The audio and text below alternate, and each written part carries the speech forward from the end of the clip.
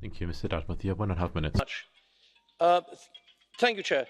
German car manufacturers exported cars to the United States to the value of over $20 billion in 2017. In 2015, it was over $26 billion. And this is notwithstanding that German car manufacturers have little or no input in the formulation of US regulations. Nonetheless, they still export very successfully. But let me come to the key point. But US tariffs on imported cars are 2.5%. EU tariffs, by comparison, on cars exported from the United States are 10%. It is asymmetric. The American administration has got a point, whatever colleagues may say. And in consequence, US exports of cars to EU are a tiny fraction.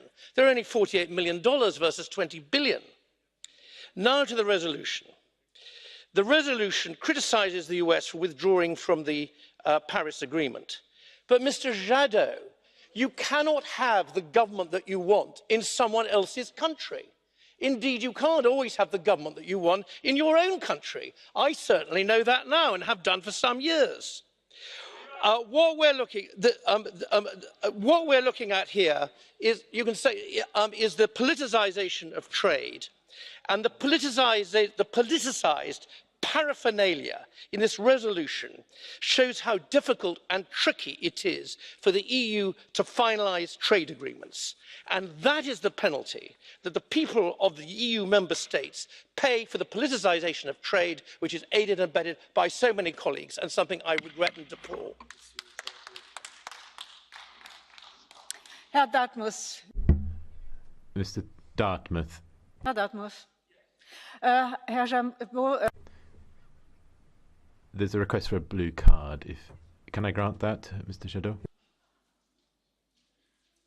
Chers collègues. Dear colleague, I haven't quite grasped whether you are persuaded of climate change or not. I haven't quite grasped whether the United Kingdom, which is a major country in the international community, still believed in the universal values of that community. Nor have I yet quite understood whether the current British government is actually your government when it comes to the vote. Herr Dartmouth, Ihre Antwort. And your answer. I think that's two questions. And in fact, if you don't mind, I'll just answer one. In this debate, we're discussing trade, not climate change. And this is a serious point that I'm making. It is simply that you shouldn't tack on irrelevant things about climate change, and for that matter, other irrelevant things with your considerable political expertise onto what should be basic, plain vanilla trade agreements. If you do that, it will be costly to the peoples of Europe who you claim to represent.